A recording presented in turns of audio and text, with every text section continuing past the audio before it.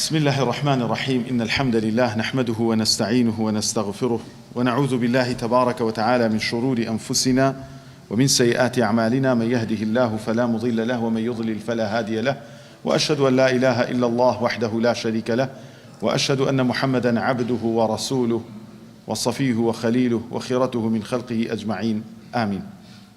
باسی بیر و باوەڕی مسلمانەکەم لەسەر عەقیدەی ئەهلی سونە و جەماعە، و زۆر کەسیش ئەمڕۆ بەخۆی من ئەهلی سونەم یا شوێنکەوتەی سەلەفم. پێویستە بزانین هەندێک تعریفات هەیە ئینشاءڵڵا بەپێی قورئان و سونەت دوور لە هیچ دەمارگیریەک ئینشاءڵڵا هەندێشتی جوانتان بۆ ڕوونەکەمەوە ئەوەنەی ئامادەگیتان هەبێ. خۆ ئەگەریش هات و کەسێکتان ئیشێکتان هەبوو تواناتان نەبوو لە دەرسەکە زوو هەڵسان، ئینشاءڵڵا لە یوتیوب بڵاوەکرێتەوە بۆی مسلمانان لە دوورە دەستیش ئیسفادەی لێ بکەن. داواکەم لە خوای پەروەردگار سبحانه وتعالى عاقبەت خێرمان بکات، موفقمان بکات، نوێژ و ڕۆژ و تاعەت و عیبادەتمان لێ قبول بکات، بەزەی بە مسلمانانی غەزە و کۆی مسلمانانی مستەضعەفا بێتەوە، ئامین.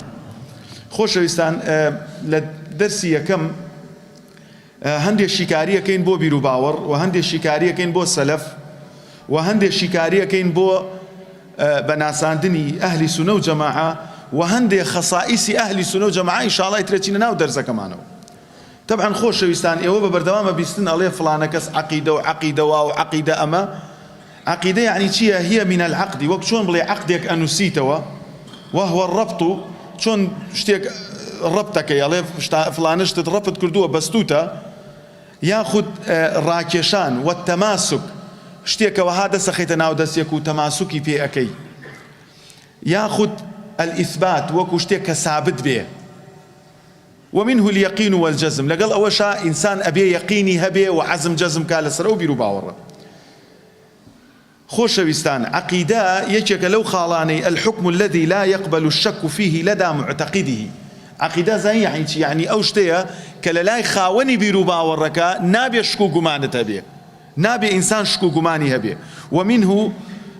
ومنه عقدة اليمين والنكاح. بنمونه إنسان جار وای سیرەکەی سوێنە خواڵێ سوێنە خۆم بە فڵانەش چکەمەوە یەقینیەیە، سوێن ئەخوا ناترسێ لە عاقبەتی سوێنەکە، وەنیە ئەمە معلوم جەنابتانە. یاخود کەسێکە نیکاحی بۆ ئەکەن، خوای پەروەردگار فەرمێ کاتێک کە کەسێک نیکاحی بۆ دروست ئەکەی، یعنی ئیترەوە ئیعلانەکرێ کە فڵانە کەس ژنی فڵانە کەسە. کەواتە عەقیدە هاوشێوەی ئەوەیە کە ئینسان هیچ کەسێ هەیە مەسەلەن ژنی بۆ بێنن دوای بڵێ وەڵام گومانم هەیە مەژن بێ چێ لە بۆ یەکێترمان ئەڵێن بەخوا دیارە تو عەقلیەن مختەلی، ئەوە دیارە تو هەر نیکاحت لەسەر نییە، تۆ تەواو نیت، ئەگەرنا بیر و باوەڕ بەو شێوازەیە. خۆشەویستان،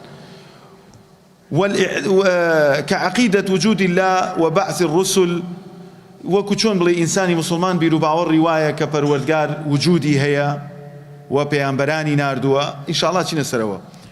طبعا عقيدة لاصطلاحها لمصطلح شرعية خوشويستان شيئا هي الأمور التي أن يصدق بها القلب.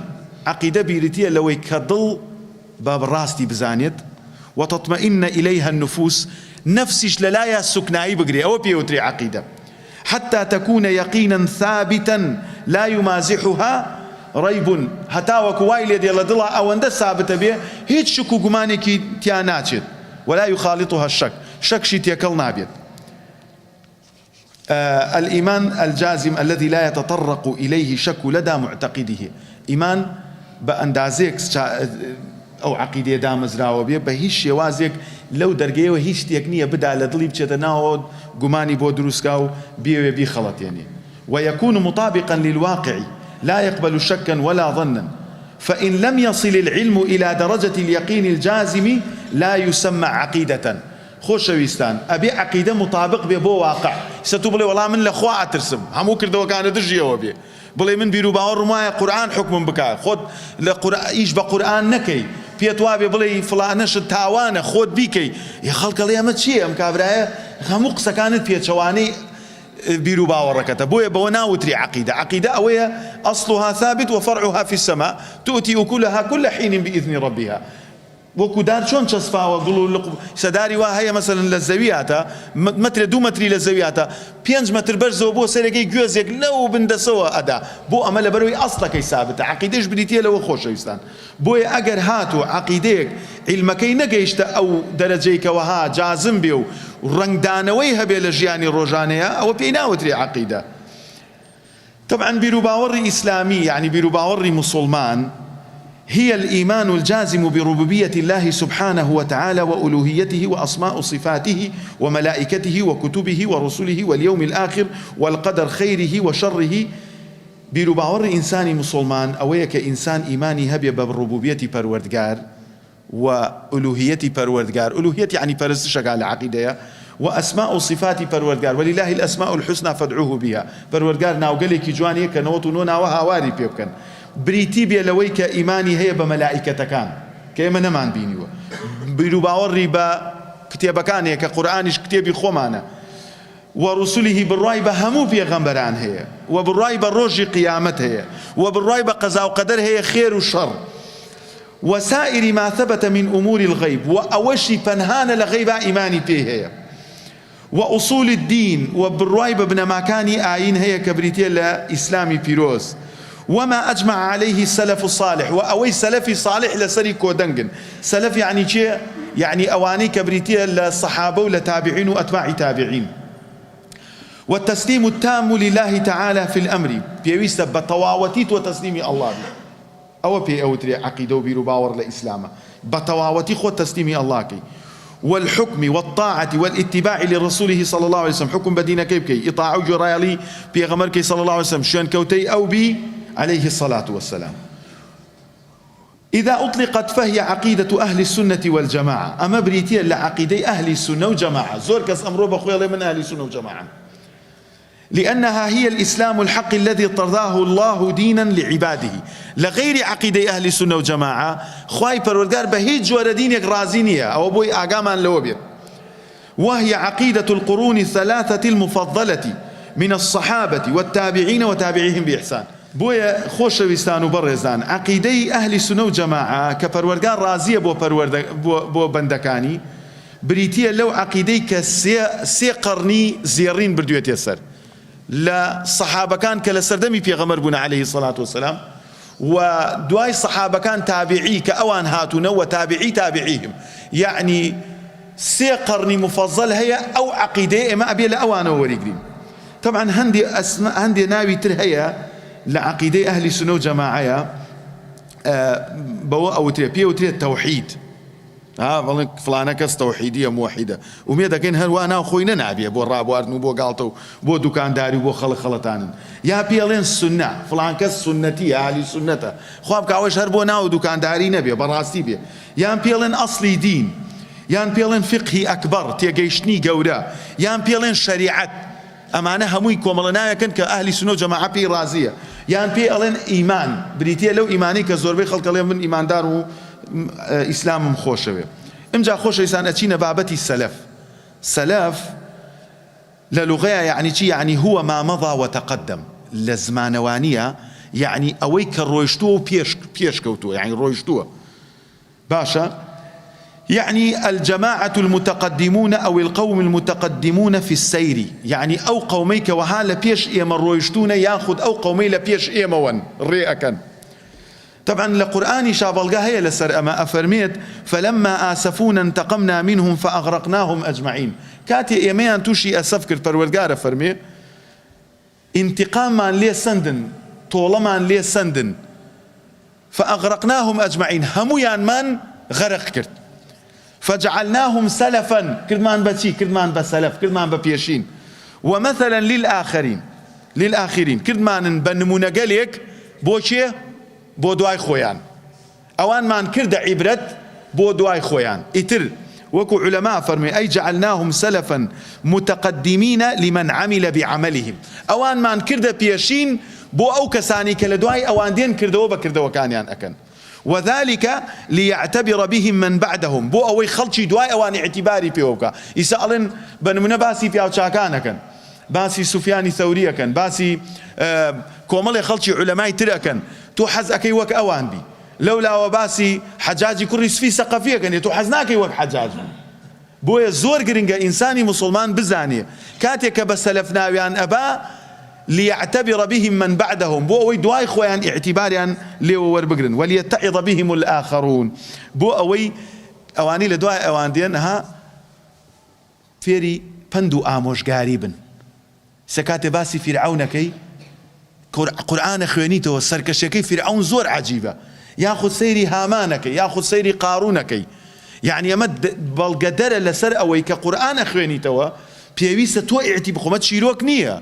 یان فلیمەکەی یوزارسیف ئەمە فلیم خۆمە فلیم نییە کاکە تو داشی بزە زڵێخاکەی گەنجە بێتەوە ئەو مارێکە. خوای پەروەردگار لە قورآنە فەرمێ ئەحسەنە القەصەص بما ئەوحەینا ئیلەیکە هذا القورآن. ئەوە سەلەفی تووە، پێشینی تووە. بۆ ئەوەیە کە ئینسانی مسلمان بنمونە هەر وەکو دەرچوونێکی کاتی لە ناو قسەکانمانە، کاتێک کە سەیری یعقوب کە کوڕەکانی دێن ئەڵێن یوسفمان لەگەڵا بنێرێ، ئەڵێ ئینی ئەخاف ئەن یەأکولەهو ذئب، منە ترسم ئێوە لێ غافڵ من مناڵە گورگ بیخوات. تا پێش گورگ خواردنەکە کوڕەکانی یعقوب هیچ پلانێکیان پێ نەبوو چی لە براکە، کەوتی ئەترسم گورگ بیخواتیان بەخوا باشترین فێڵە. دوای هاتنەوە دایانە سەر و بەچی خۆیان ئەوتیان وەڵا گورگ خواردی. بۆیە تو لە چی بترسی خوا بەوە تاقی دەکاتەوە. بۆیە ئینسانی مسلمانیش کاتێک کە قورآنە خوێنێتەوە ئەبێ ئەو قورآنە وای لێ کا فێر بێ. ئەو سەلەفەیش کە ئێماڵێن ئێمە شوێن کەوتەی سەلەفین، ئەبێ فێری پند و ئامۆژگاریمان بکەن لە چاکەکانیانە ئەوانەی کە چاکن، وە لە خراپەکارانیشە ئەوانەی کە خراپن. بۆیە سەلەفی ئەوترێکی من تقدم من آبائك وذوي قرابتك الذين هم فوقك في السن والفضل. سەلەف یعنی چی؟ یعنی ئەوانەی کە پێشت و ڕۆشنە لە باو باپیرانت و ناسیاوەکانت، ئەوانەی کە لە تەمەنا لە تۆ گەورەترن و لە فەزلیشا لە تۆ باشترن. خۆ تو نابێ بڵێ وەڵام من شوێن کەوتەی سەلەفم ئەوەی زەلامی کوشتە خۆ ئەویش پێشینە. نەها، ئەوەی کەوەها فەزلی لە تۆ زیاترە بێ شوێنی بکەوی، نەوەکو کابرای لە خوار خۆتۆیە بێباوەڕ بووە لە قەرنی 4 هیجری تۆ بڵێ وەڵام نەچم شوێن ئەوەکەومەوە، ناپێی ناوترێ سەلەف. سەلەف بەشتی باش. بويا ولهذا سمي الصدر الأول من التابعين بالسلف الصالح. هر بويا لما عاجمي لغشا هاتوا كصدري أولي إسلام للصحابة ودواي أوان بيان أو تري السلف بيان أو تري بيشين.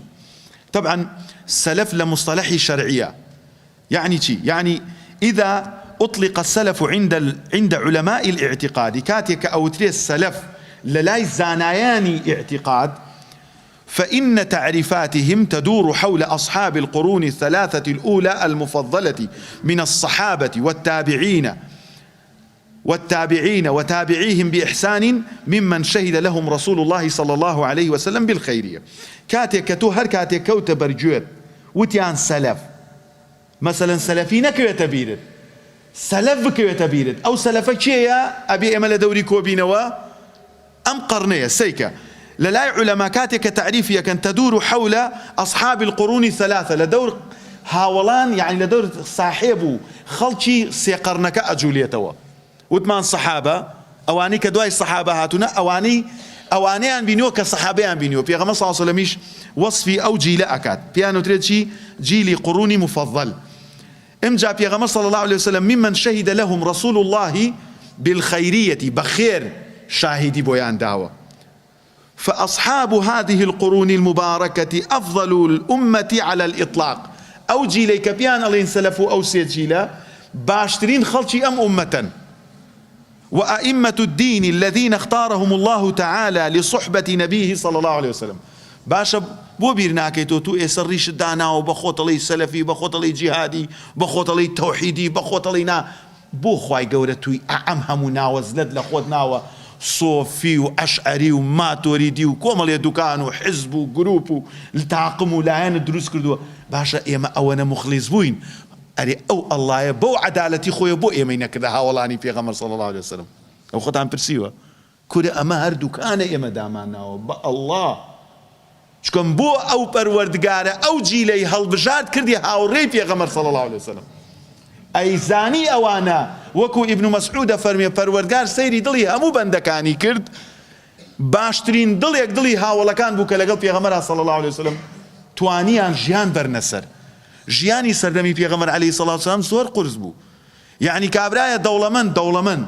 تاجر مليونير كأيامود حي على الجهاد نروشتا أبوه منافق الليرة كابراها بينا يقولي كاكا والله أمكر دوي غلطة برا رحمتي خواه اللي بيه كل اللي شتي بتشوكه ولا تشكيه كا كل قاقايا بيه كرينا سيرة كي كورا كاكا أونا تنرولي بيه مكانا كل نماوتو بيه مكانا ألين فإن كثرة الضحك تميت القلوب زوري بيه كنين دل أمريني وما بيد نوتوا هەموو جەوێک خۆش بووە توانی پێ بکەنی کورە جاجارە توانی بگیری مەبەستەکە لەوەیە کاتی ئێمە ئەم ناوانەمان لە خۆمان ناوە ئەم هەموو فەرع و فروعاتەمان دروست کردا قەت ئێوە لە خۆتاتان پرسیوە بۆچی ئێمەی هەڵنەبژارد کاکە ئەم هەموو ناوت لە خۆت نا ئەیزانی ئێمە هەر ئەوەمان لە دەست دێ ئاوا تەفرقە دروستکەین و جەماعەت بین و گروپ بین بۆیە ئەو ئومەتە فیهم الصدیقین ڕازگۆکانیان تیا بوو بەبەکری صدیق والشهداء عمەری کوڕی خەتاب عەلی کوڕی ئەبی طالب والصالحون عثمانی کوڕی عەفان ئەو هەموو پیاوە بەڕێزە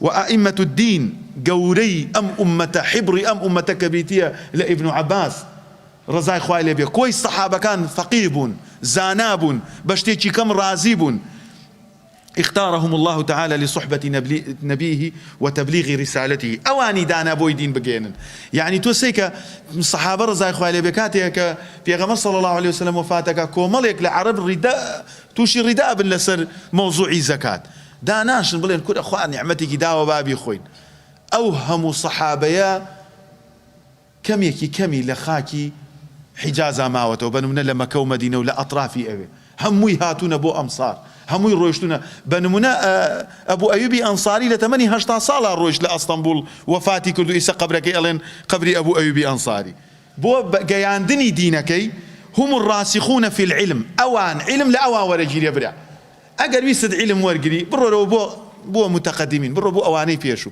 لا أم علماء أنا ما بكاك جولا بن باز مقرأ برو بو ابن تيمية جولا ابن عثيمين مقرأ برو بو ليسي كري سعد برو بو أوزاعي برو بو قتادة برو بو أوانا في يسا لو أنا وفير بين أجر أوي أوان بو ماني حل نكر إن جادينا معاصرين بحقيقة في يسا لعلوم حديثي شهر بقرينو بو أواني أوائل بو أوي أوانا كشعر زاتربونا دنيا ديدة تربونا للروي دينوا متكامل تربونا فساد لدوري عن كم تربوا رحمة إخوان ليبيا هم الراسخون في العلم المهتدون بهدي النبي صلى الله عليه وسلم الحافظون لسنته أوان زور متمسك بسنته وهم أعلام الهدى أوان مشخلي هداية بن بوخلشي ثم من تبعهم من علماء الإسلام العدول من الأئمة الأعلام أوانيك وها أئمن المشهود لهم بالإمامة أوانيك بيانا وتري إمام والفضل واتباع السنة أوانيك وها فضل يعني شويني السنة كوتونا واجتناب البدعة شويني اشتيل الريو بدعنا كوتون والحذر منها كوها دائما حذر يعني كدوبويا من دائما لقشت قالين كل بدعة ضلالة وكل ضلالة في النار هيج سنة هيج بدعة يقنية دروس بكرة إلا هاو شوي سنة يا كمرين ريا شكم أجر بير كيتوا زور بيا وشتاني كيسها تتناو دينوا يعني اشتكان بوتا جوانبي لاوكي أصلي الشكل لا ياد كراوة بنو من خودي ياد كرنوي لدايقوني بيغمر عليه الصلاة والسلام يعني سيرك يكرج مسلمانان مشغولي أو كيشة يابن أو كيشة قوري ترى ريزي ليبن أجريش زندود نكرولاتو دجايتي يعني سيكا أمت بتشيه وخريكا من عليه ميكا أولاد تونا كي دجايتي يعني ها كوتينة الشر يكي تعقد فروكين وهيج شيء سر كوتونا أبيض فبويا هيج اشتياقنية دابي هنري كالصحابة وتابعي أو جيل زيرين نيكرد بيه إلا لم لاوى اشتيكي أصل أمري هنري والحذر منها ممن اتفقت الأمة على إمامتهم وعظيم شأنهم في الدين بويا ولهذا سمي الصدر الأول بالسلف الصالح قال الله تبارك وتعالى فروردقارش أفرميه ومن يشاقق الرسول من بعد ما تبين له الهدى ويتبع غير سبيل المؤمنين نوله ما تولى ونصله جهنم وساءت مصيرا أفرميه ومن يشاقق الرسول من بعد ما تبين له الهدى هر كسيك جوير رايلي بيغمرنك صلى الله عليه وسلم دعاء أو هدايتي بورون أبيته ويتبع غير سبيل المؤمنين سبيل المؤمنين چه زاني چه زاني سبيل المؤمنين ويتبع غير سبيل المؤمنين من هم القوم الصحابة ويتبع غير سبيل المؤمنين هركس شيني غير الرجاي صحابوها والله كام كبير نوله ما تولى أيدينا داس خوي يتر حزب دانا جروب دانا دكان دانا بو خوي بحق زاني أيدينا داس خوي باب الرد شيء كبابيك ونصله جهنم هر لدنيا تواني آوابجي أي خزينا دوزخوا فالوالقارة فرمي والسابقون الأولون من المهاجرين والأنصار والذين اتبعوهم بإحسان رضي الله عنهم ورضوا عنه أوانشين أوائل مهاجرين وأنصار وأوانشي كدواي أوان كوتن بإحسان. طبعا وكل وعد الله الحسنى لبين الصحابة هندي كان أجري عن زياترة أواني كلا أول رويشتن هجرتي عن كربو مدينة ونصرتي ديني خواي عن كرب سبحانه وتعالى. بلام همو صحابة لبهشتها أو عقيدة أهل السنة والجماعة همو صحابة لبهشتها بو لبري پروردگار فرمي وكل وعد الله الحسنى. حسنى يعني شي يعني الجنة. پروردگار وعدي بهشتي بهمو يعني دعوة بويا أفرمي رضي الله عنهم ورضوا عنه. ئیسا باش ئێمە لە پەروەردگار رازینە ئەوە نییە ئیسا ناومان لە خۆمان ناوە فلان گروپ و فلان گروپ و ڕیشمان دانا و شەواڵ کوڵەکەین و ئەچین بۆ مزگەوت و هەر ناوێک لە خۆت بنی. بەس ئایا ئەڵڵا لە ئێمە رازیە؟ من عادى لي وليا فقد آذنته بالحرب. ئێوە دایمە بیر لەو شتانە بکەنەوە ئاخە هەمەڵێ وەڵام من موسڵمانم چیم کردە. ئەوان لە قورئانە مۆری لێ دراوە رضي الله عنهم ئەڵڵا لەوان رازیە و ئەوانیش لە ئەڵڵا رازین. بەس ئایا ئێمە ئەڵڵا لێمان رازیە؟ پێویستە تەرازووی کردەوەکانمان بریتی بێ لە قورئان و سونەت و ئەو جا ڕەجاءمان وابێ ئەڵڵا لێمان رازیە نەک ناوی گران گران و گەورە گەورە لە خۆمان بنین. بۆیە پەروەردگارە فەرمێ وأعد لهم جنات تجري من تحتها الأنهار. بۆ ینی ئامادە کردەوە بەهەشتانێکی گەورە خالدين فيها بەهەتا هەتایتیایە ئەمێننەوە. و پێغەمبەر عليه الصلاة والسلام فەرمێ خير الناس قرني باشترین خەڵک لە قەرنی منان. بۆ چی ئەزانێ بۆچی دەی پرسیارێ من حەزەکەم یەکێ بەشداری بکە بۆچی باشترین ئەو قەرنەیە ئەی ئەمە تاوانمان چییە؟ بەڵێ پێغەمبەر عليه الصلاة والسلام بینی و هەڵەیەکی کردێ بۆیانی چا کردوتەوە کاکە ئێستاکە قالوا له خالفت أقوال الشيوخ فما بال الفرقة فما بال الخلف للفرقان. ابن قيم لنونيكيا فرمي ئەڵێن کورە بابە تو بە قسەی فلانە شێخ ناکەی فلانە مامۆستاواڵێ تو چیت ئەگەر ئاەت و حەدیثی بۆ بێنیتەوە. ئیبن قەیم وا فەرمی ئەڵێ بۆ ئەم زروفەی ئێمەیەتی هیچ کاتێک گویان لەوە نییە مخالفەی قورئان و سونەت کەن بەڵام ئەگەر فلانە مامۆستاوتی ئەو قسەکەی بەدڵ بوو شوێنی ئەوە ئەکەوێت. بۆیە پێغەمبەر عليه الصلاة والسلام فەرمێ خير الناس قرني باشترین خەڵک کێن ئەوانن لە قەرنی منان. ئەچووە بان منبەرەویت ئەی فەرموو ما بال أقوام يفعلون كذا وكذا ئەو خەڵکە تیەگەی وەزعەکە چییە؟ ئیستا کێ بچێتە سەر منبەر ئەو منبەرە بەکارهێنێ بۆ سەرخستنی نەفسی خۆت لەبان منبەرەکەەوە والله خەڵکەی ئەڵێ مامۆستا چوومەتە مزگەوت ئەزانم خەتیبەکە باسی چیترەکە. ئەمە موسیبەتەکەیە. هەر کەسە منبەری قۆستەتەوە بۆ ئەوەی خۆی پێ گەورە بکە خۆی پێ دەوڵەمەند بکە خۆی پێ ناودار بکە. أعاذنا الله وإياكم من هذا الداء القاتل. فناب الله لو دايا كشنديا لو دردو سرطانك كدوايني أجر إنسان توبنك أو نجرته. فبويا كاتب يغمر عليه الصلاة والسلام أفرمي ظلم بو برا كان مصغلته وتيان أول أسنا بإخوانك فرمي إيوه هاول من راستانا كم بلام أوان كزني راستيا كاتو أتشبو لا يجيك أي خلطيني أو كسشي كوها أي خلطيني كي يبيع دينه بعرض من الدنيا قليل. دنيا يفروش له بشتي كم يباشا كسي أجر خو فروش بي حزكاتو تو خاندان بي كسي خوي قندل بي حزكاتو دسفاق بي كسي خوي دز بي حزكاتو دسفاق بي كسي خوي دروزن بي أجلكم الله برجيني قايم بالروتان حزكاتو رازقو بينا والله خوي بو تشيكون يبروا حزكاتو جبري بو بنابا پروردگار. فبوي أفرمي ثم الذين يلونهم باشان أواني كدين أمان بينن ثم الذين يلونهم أوانشي كدين دواي أوان بينن يعني أوسي قرني مفضلي إسلاما. بويا بيغمر عليه الصلاة والسلام ورسول الله صلى الله عليه وسلم وصحابته والتابعون لهم بإحسان هم السلف هذه الأمة. أوان بيشيني أمة كل من يدعو إلى مثل ما دعا إليه الرسول صلى الله عليه وسلم. هركس يكبان جوازي أمر يجيبك وكو أوي أوان كرديانا باشا. وكل من يدعو إلى مثل ما دعا إليه الرسول صلى الله عليه وسلم وصحابته والتابعون لهم بإحسان فهو على منهج السلف. هركس يبان جوازي بو أمر يجيبك بكاملي نكشم شيء بقري وشم شيء بردا. وقت سياسة أمريكا كيس نجرى لمصلحات يمنية صلح خلقين بس لمصلحات يمية شم شيء شجعان ودس ما نبكي خما يعريب خلقين تجنابية شم شيء بقري ودخلوا في السلم كافة. أبي بطاعتي مش تناو دينه نبي هيج فرع لدين قطع كي شكو ما فرعك قطع كتوش بيت أهلي بتاعه توش بيت جمرة توش سرلي الشواوبي بيويس دين هموي وقخوي ورقري خوش ويستكم. والتحديد الزمني ليس شرطا في ذلك بل الشرط هو موافقة الكتاب والسنة في العقيدة والأحكام والسلوك بفهم السلف. ألي رشوشتي ترد بودر كوي أو قرن مباركي كيسي مباسكين هل يكي لإما تمنى ما نكر لي يبوين كاتو زمانيش جرينجنيا ليريا بو كسيك بمبي ورانا بقرآن بسنة بعقيدة بأحكام بأخلاق لأوان بجيت ده فرمو قرآن وسنة منو إيوة فرمو با مردي خوابين خومان راس كينو بچين وكو أوان بين فكل من وافق الكتاب والسنة فهو من اتباع السلف لا هرشتيكا بيست عقيدة وكو عقيدة السلف بيسب ستسر كتاب والسنة ومن خالفهم فليس منهم لا يكخاليك لقل أوانا نبيت ولا أوانيت إتر أقر هرنا ولا خذني وإن عاش بين ظهرانهم أقلنا أواني شاب جيد. وإمام السلف الصالح هو رسول الله صلى الله عليه وسلم.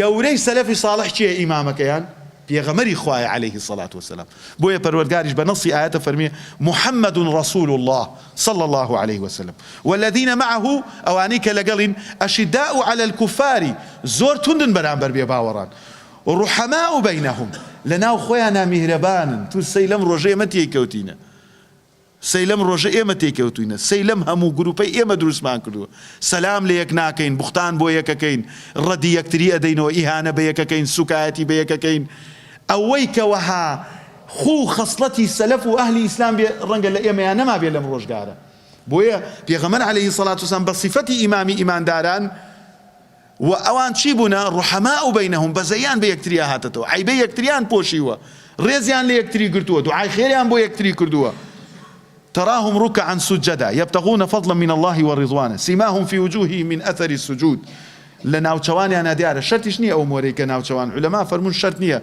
أو موريك وها إنسان سجدي بيبا بلام والله كسيوا هي رشبيستيكي أفريقيا أقسم بالله كأي بيني إيمان برزبيته أو النوري إيمان رضي أو كسيه زلامي وايشي أمن دبهي أجوان الريش أجوان جمداني جوان واحستكي أما إسلا مدينة وهاتا أو دقيقة مدينة بدس في غمر بصاصم سبحان الله هندي تصرفاتي هي هندي اشتي هي إنسان هلا خوي لي بسطة بويا جار وهي كسيك أبيني زور التزامي ديني شينية بلام تشوكم يعني ديني تيابر جستبوا أو كسا خوش شويستا جابويا خوش شويستان إنسان نابي بالروالد إن الله لا ينظر إلى أجسامكم ولا إلى صوركم ريش عبادته شوال كل كي توك من عبادته بلام أجر بقوم رأي بكي خطره ها أجر خوش متوجبي بويا پروردگار سيچي ناكا لا ينظر إلى أجسامكم ولا إلى صوركم سيري الروكش ناكا سيري چيكا ولكن ينظر إلى قلوبكم سيري ضلتك وكرد وكانت أجر أم عقيدة لنا وباك نبول لدر وناتواني واقعي بشاندا حر بويا نجيب محفوظ قصيك جواني هي عليه واز لهني خلق بيره واز يعني لتاوردو مرحبات ناكن شو كم أوليان تمثيل كردو بونا هني خلق إيه لجيانتا تمثيل دبوكا ليت نزيك بيتو على ساس خوشتي والريز اللي يقري دواي معويك كرويش بويدل صغلت مبا لبرشي لبروي أولا في تمثيلي كل خريج بيته ممثل إنت تمثيلي في ناكري وعز يعود وشو صار أصلك خوي كدجايتي كرد أنت كخوشتي ناوي كالريز اللي ناكري فبويا زور جرينج عزيزان هركس اللي إيما بجواني بير بكاتوا أوان لنا خويانا أهواب لنا خويانا الريز يعني ليك قد بويا بيغمر صلى الله عليه وسلم يشيل الصفات كاني خوي پروردگار فرمي ومن يطع الله ورسوله فأولئك مع الذين أنعم الله عليهم هركس جرالي الله بكا وجرالي بيغمرك عليه الصلاة والسلام أوانا كين فأولئك أنعم الله عليهم الله نعمتي بسرار رشتون الله بار نعمتني الله دا صلاة نعمتني بوني زيوزاري زور نعمتني لش صاغي بردوام هر نعمتني أقر إنسان لتقوى ولعبادتها بكارينيني والله قولتني نعمة أوية كإنسان جرالي الله بيغمرك عليه الصلاة والسلام وفرميت مع الذين أنعم الله عليهم من النبيين لبيغمبران والصديقين لرازقوكان والشهداء لشهيد كان إسلام والصالحين وبياوتشاكان وحسن أولئك رفيقا تخوات وبيتها الرئوان باتباع أمر يجيك جرالي خواه بيغمرك عليه الصلاة والسلام شي نعمتي قبرها كانوا بيويس بيري ليبكينوا هركس جرالي بيغمرك عليه الصلاة والسلام جرالي الله يكردوه ويش بنص آيات من يطع الرسول فقد أطاع الله هركس جرالي بيغمرك عليه الصلاة والسلام جرالي الله يكردوه ومن تولى فما أرسلناك عليهم حفيظا هركس يكيش بشتلكا پێغەمبەر صلی الله علیه وسلم نهاتۆ بۆی محافظە لەوە بکا کە خەڵکی ئیلا بێن بەرەو ئیمان. چێ هات چێش نهات كيفي خويتي يا أيها الذين آمنوا أطيعوا الله والرسول ولا تبطلوا أعمالكم. وأخبر الله سبحانه وتعالى أن عدم الطاعة الرسول محبط ومبطل لجميع الأعمال. هر كسيك إطاعي بيغمرنك عليه الصلاة والسلام همو كردوا كاني بوشلا بيتو بنصي آيات أفرمي يا أيها الذين آمنوا أي إيمان داران أطيعوا الله وأطيعوا الرسول شويني الله بكون شويني بيغمر كون عليه الصلاة والسلام ولا تبطلوا أعمالكم كرد وكانتان فوتشل مكانوا. ونهانا الله تبارك وتعالى عن مخالفة أمره ومن يعص الله ورسوله هركسي عاصي لا الله ولا بيغمبركي ويتعدى حدوده تعداي حدود الله وبيغمرك عليه الصلاة والسلام يدخله نارا خالدا فيها أي تبينيت آقروا حتى يكشتيا أمينته. وأمرنا الله عز وجل أن نأخذ ما أمرنا به صلى الله عليه وسلم. الله فرماني كردوا أو بيماني داوري قرين لغيري أور نقرين ونترك ما نهانا عنه صلى الله عليه وسلم. وما آتاكم الرسول فخذوه بخوا ما أنتن بستوه بلام هر بركة بابي موجودة أنا الله أفرمي وما أتاكم الرسول فخذوه أوي بيغمرتان داتي عليه الصلاة والسلام وريقرن وما نهاكم عنه فانتهوا هرشتيكي شي نهي ليتان كردوا وازي ليبيرن دور كونه ولي واتقوا الله لا الله بترسن بو إن الله شديد العقاب الله زور بشدة عقوبي كسانك أداك جرالي بيغمركينك. وأمرنا الله عز وجل أن نحكم رسوله صلى الله عليه وسلم في كل شأن من شؤون حياتنا لهموشتيك الله أمري بيمان كردوا سبحانه وتعالى كإيما هول بدين بيغمر بداد قرداني لهمو إيشا كان معنا وأن نرجع إلى حكمه وأمره بقرنوا بولا حكمي أو أمري أو كأمر مان بيكا أفرمي فلا وربك لا يؤمنون سين بپرورينيتو أي محمد إيمان يعني أن في إيمانك التيانا حتى يحكموك فيما شجر بينهم حتى تويان بداد قرد داد پرور قبول نبيت ثم لا يجدوا في أنفسهم لنفس شاناشتيك نيك وها ما خلاني بدا حرج أويك لدلو إنسان فينا خوش بيه مما قضيت ويسلموا تسليما. أجر ريش جداني رقد للريش بيه لدين درجي سيكا ولا توهمو تمن الريش يداني بيتو بيه بس رقد ليه بيه نيجيش بكي رقد لنيج بيه بويا بيويس إنساني مسلمان ويسلموا تسليما. إذا أوتيان أما الله بيغمرك أفرمي صلى الله عليه وسلم سمعنا وأطعنا بيويست إيما جو بقرين وجو رايلي بكين. وبين الله تعالى لنا بأن نبيه هو الأسوة الحسنة والقدوة الصالحة. الله أفرمي بيغمر عليه الصلاة والسلام إمامة بيشوايا ما مستايا وباشترين بيشوايا كي صالحة بو إنسان والنموذج الأمثل الذي يجب اتباعه والاقتداء به. ويجيك لنموذج كان استتولي فلانة كذب أخوة براستي قيمة لأخلاقه الله ناقات السطح الصفري بيغمر عليه الصلاة والسلام.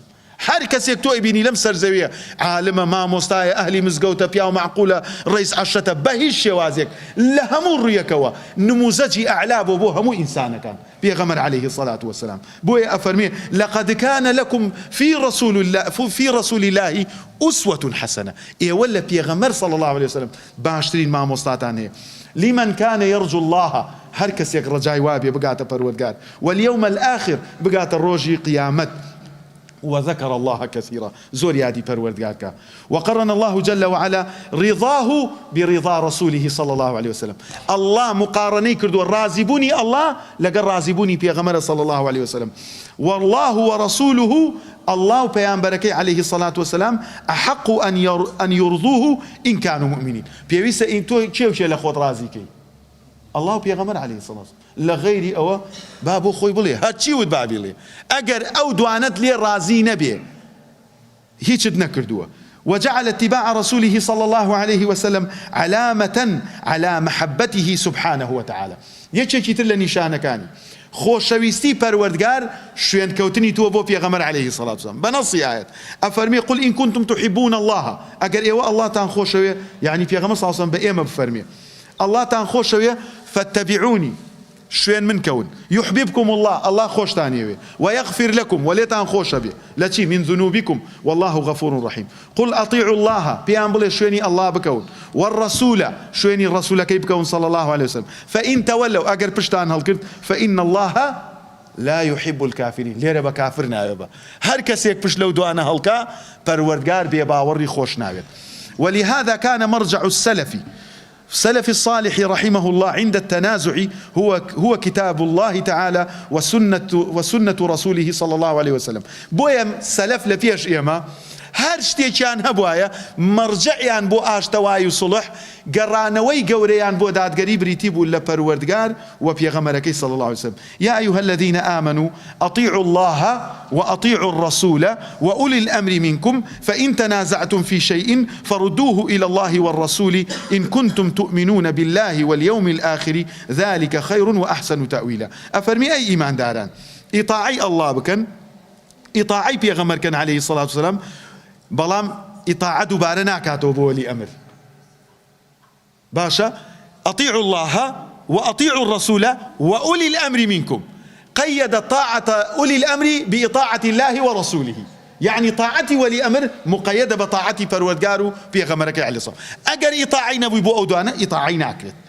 فإن تنازعتم في شيء أجر لشتيكا وزعتان تيكشونتان تواني بيجوزرين فردوه إلى الله والرسول صلى الله عليه وسلم بيقرنوا بو پروردگارو پیغمبركي إن كنتم أمش مرجع هر كسي أمرجينية بو شو يقرنتو بابي قرنتو إن كنتم أجر إيوه براسي تؤمنون بالله إيمان تان هي با الله جوان جو بقرن أما أنا آياته أما قصي خلق نيبو تان نقلكم أما آياته إن كنتم أجر إيمان تان هي بشي بالله واليوم الآخر با الله وبالروج دواي روجي دواي روجي بيا باري روجي بيا تشكو أسلحي روجي بيا خزمو عشرتي يفر المرء من أخي برا لبرا راكا وأمه وأبي لدايكو باوك راكي وصاحبته لجنة جوانكت كأعطوني بوكري مالي بوكري قرزي بوكي جاروا هاي خوتي بو إعلانك كي تجير قرزو أي خوبو من خود نقصة تجير قرزو برا إعلانك كذا لبرو يبو مالو نالكت إعلانك توانيا وصاحبته وبني أو كر جوانت كوان ناوي لأنيتو أنواعنا وأيبيبو أنواع ولاتو الريزي ليقريتو جلوبرجي جواني بوكري واليوم الآخر ترس همو هالرشكان هالرشي أبيه أجر إيمانت هي بأ الله ببيغمبركي عليه الصلاة والسلام غيري أما تطبيق أكي إيمانت هي بپروردگار وإيمانت هي بروجي دعائي ورشويني الله بيغمبركي بكوا ذلك خير أو باشترين خيرك توشد به وأحسن تأويلا وباشترين ليك تانويك. وأفضل السلف بعد رسول الله صلى الله عليه وسلم هم صحابة الكرام رضي الله عنهم. من المؤمنين رجال صدقوا ما عاهدوا الله عليه أو باس شيئك باس صحاباك لإيمان داران باشترين بياوانيكا ما عاهدوا الله عليه وعد أن داب التوحيد بإصلاح نفسي خويان. فمنهم من قضى نحبه هني كان رويشتن صدري أوائل إسلام ومنهم من ينتظر وهني كان شاوريكا بو أم قرنانشا وما بدلوا تبديلا أوش ناقر والسنة الله يلكون. ثم الذين يلونهم من القرون المفضلة بويا بيغمر صلى الله عليه وسلم أو دو وصية باشكم إن شاء الله حزكم أو مرجة واكم دعاي بوي لدرسي كده هاتوا إسفادة لم بابتانا بكين إن شاء الله. طبعا قروني مفضل بيغمر صلى الله عليه وسلم كان وصيتك مع بوكا وصية كانت عن باسكم أي كما كوتاي أفرمي أوصيكم بأصحابي من وصية عن بوكم بهاوڵەکانم كانم يعني شي يسجار وهي باوكد لسرمرجع عليه الرولا وصيتت بي أكم فلانك الزور بياو ببرامبر عائلك إما هتا مردن ريزيليا بقرا تخوا كامل إيوه نايكات حلقيك ونايكات جوي كامل إيوه هتا مردن اقتداء بوقصة وناكات بلام أما وصيتي بيغمر صلى الله عليه وسلم لسنني ترمذي البانيش بصحيح يا زاني أفرمي أوصيكم بأصحابي وصيت بي أكم بهاوڵەکانم كانم ثم الذين يلونهم ثم الذين يلونهم أواني باش أوان وأواني باش أوان. أفرمي خير الناس قرني ثم الذين يلونهم ثم الذين يلونهم. بخاري ومسلم رواياتي كان. ولهذا فالصحابة والتابعون هم أحق بالاتباع من غيرهم. صحابة وتابعي أحق ترين كسن كإنسان شويني عم كي يمي مسلمان رب شويني أو عم كي لهم كذباشتر وذلك لصدقهم في إيمانهم لبرتي لبر عزقويا كان لإيمانك يعني ئێستا زۆربەی خەڵک لە ئیمانەکەیان ڕازگۆ نییە با ئەگەر پێشی بوتری عالم و لە زۆربەی وڵاتەکانە مەشهوریش بێت نا بۆ ئەوەی کاتێ تۆ سەیکە یعنی دائیمەن ڕەعیە دائیمەن مسلمانان خێر لە چی کەسێک ئابینن کە عالمی ڕەبانیە عالمی ڕەبانی ئەو کەسانن کە پیان ئەوترێ پەروەردگار وەسفیانەکە الذين يبلغون رسالات الله يخشونه ولا يخشون أحدا إلا الله. عالم بكسيك أوتري كبس لا الله أترسي لغيري الله ناترسي. الصحابة وابونا كاك صحابة وابونا تابعي وابونا بڕۆ سەیری ژیانی حەسەنی بەسری کە بزات چۆن تەسەڕوفاتی کردووە لەگەڵ کار بەدەستەکانی زروفی خۆیان. بڕۆ سەیری مەکانی ئەعلام کە بزات چۆن بوونە. یعنی تەسەور ناکەی کە ئەوانە ئاوا ڕق بوو بێتن، ئاوا ژیا بێتن، ئاوا وەرعیان هەبوو بێ. هەتا ئیمامی ئەحمەد ڕەزای خوای لێ بێ خەلیفە ئەڵێ هەندێ زەخیرە و پارۆشتت بۆ نێرم مسلمانان نەبوونن، هاوکاریەکیان بکەی خەڵک ڕەنگە نەگاتە لای من، ئەڵێ هیچ ڕێگەیەکی نەدۆزیەوە فێڵمان لێ بکات لە سەدەقە و قێرانە بێت. گەرەکێتی هەنێ پارەمان بۆ بنێرێ دوایش بانگمان کا بڵێ چتان لێ کرد. اینجا ئەمەش خەڵکمان پێ نادۆزێتەوە بزانێت چۆن تەوزیعمان کردە، ئەوە لێوە ئینسانی تر ئابڕووی ئەڕوا. ئەوان ئاواژیاون. بۆیە ئێمەش پێویستە بزانین لصدقهم في إيمانهم، ڕازگۆ بوون لە ئیمانەکەیانە، وإخلاصهم في عباداتهم، لە ئیخلاص و خۆ یەکلایکردنەوەیانە لە کردەوەیە. وهم حراس العقيدة، ئەوان حرسی عقیدە بوونە. بە ئەڵڵا ئەحمەدی کوڕی حەمبەل بیوتایە قورئان مەخلوقە، ئیسە پاکمان لەسەر ئەو ڕێگەیە یەک زەلام ئێعترافی نەکرد. ئیسە ئێمە هەمومان بڵێن قورئان کەلامی ئەڵڵایە. ئەوە ئازای من و تو نییە، ئازای ئەو ڕقیە کە ئەحمەدی کوڕی حەمبەل ئاوا پێژیە. و ئەفەرمێ وحماة الشريعة، أوان شريعتيان باراستوا، والعاملون بها قولا وعملا. أما مهمة كردويان بيا كردوا بدمو بكردوا. ئێستا ئێمەی بانخوازان زۆربەی کردەوەکانمان عەکسی قسەکانمانە. ئەڵێن بە خەڵک ئەڵێن ئەفشو سەلام، سەلام لێکن، خۆمان سەلام لە یەکتری ناکەین. وأطعموا الطعام، نان خەڵک بدەن، خۆمان کەس نان لە ماڵمانە ناخوا. وصلوا الأرحام، خۆمان لە هەموو عاوە بۆ نایە بۆ لام، بۆ سەرم لێ نادا. ئەی بۆ کاکە تو چیت، خۆ تو وەحید پێ نییە، ئێتە توش چۆرە ماڵ خەڵک، توش سەر لە خەڵکدا وانە. وصلوا بالليل والناس نيام، كاكا جان برون شو نيشكن اواني كشو خو شو نيجي كبلته خطيئته، او انا تاوانك او انا غيبتك او انا من خلق شكينيو اهاني مسلمانان كان روش تاواننا وخلقه خواي قوري الرسواي اكاد ناتواني باندازي وك سفياني سوريا فرمي الرحمه تاع ليبي شو نيشكن اگروني مريكش بدوشن طاقتي نيه 5 دقيقه بيش بانك بيان يلسيدان شي هر دزنوجه ساعه بقري بس بو بيتا خبره.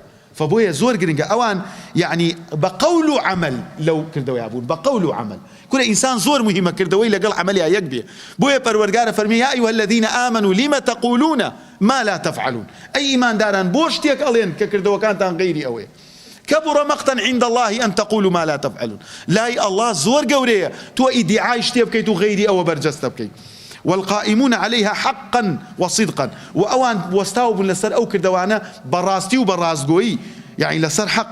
ولذلك اختارهم الله سبحانه وتعالى لنشر دينه. بوي الله أواني هالبزار لسر دينك يا خوي خوش يستانو بريزان أوانيك بوتان باسكت مدلولي لفظي أهل سنة وجماعة أويا هيج كاتيك بناو مخلطي شويني أهل سنة وجماعة بكوا وناويش بيويس ناكا. آخر قسم أكما أوي إن شاء الله للبيانية أقل پروردگار تمني دا تعريف أهل السنة والجماعة من مسلمانم بريكا كياغو هر ناوية ترهي لم لا حقم بيوينية باشا بوينة خلطي بلي أي كاكا أجي من ناوية لخو بخوم نليم توحيدي أي شي بخوم بليم أي بخوم نليم جهادي يسخلك جهاد ناكا أي شي وخو بناو نية تو بريقه گەورەکەی بڕۆ خەڵک چی ناوێکی لە خۆی ناوە با بڵێ بۆی خەڵک تر گلەیمان لێ نەکەن دوای هەمسا ببێتەوە شەڕە دەنوب. من ئەسڵی ئیشەکەتان بۆ باسەکەم. ئیسلام هو سماكم المسلمين من قبل وفي هذا. ئێمە ناومان مسلمانە پێویستە وەکو مسلمان معتەقەدی ئەهلی سونە و جەماعەمان هەبێ بەڕێگە گەورەکەی بڕۆ ئیتر هەر خەڵکێک چی ناوێ لە خۆی ئەنا خۆی چۆن پێوە بەعادات چۆن نانی پێوە خاوەی کێشەی تو نییە. ئەوەی کە بۆتم باس کرد شوێنی ئەو ڕێگەیەوە بکەوە تو بيت أو تري شوين كوتي سلفي صالح وبيت أو تري شوين كوتي منهجي صحابة وشوين بيت أو تري شوين كوتي إسلامي جورك همو أنبياء وجورانا للدوري بود. جاء دعواكم لپروردگار سبحانه وتعالى بأسمائه الحسنى وصفاته العلى أم دانش نمان لي قبول بكات. يا الله إما لمالك لمالكاني توين لهيج مقر حزبي كانيمان لهيج شوين كانيمان لهيج كوبنويكي سياسي مانيمان لمالك لمالكاني توان كخود أفرمي وأن المساجد لله. يا الله بزيد بحال ما نابيتوا دا مزراو مانك لسر إسلام والسنة دا مزراو مانك تاو رجي أجينتو بزيد بحالي مسلمانا نابيتوا بزيد بخلشي غزية بيتوا. يا الله أم إواري إما السفركان مان برو أوان آوارن إما كسكار مان ساغو سليم وان كسكاريان بريدار وكجراون پروردگار بزيد بحالي مسلمانا نابيتوا بزيد فيما نابيتوا باراني بالرحمة مان بو بارينا قرزاري كان مان بو آسانك كيشا كوملاتي كان مان بو آسانك بردوامان في بخشي لسر درسك. أقول ما سمعتم وأستغفر الله لي ولكم، وصلي اللهم على محمد وعلى آله وصحبه أجمعين، والسلام عليكم ورحمة الله وبركاته.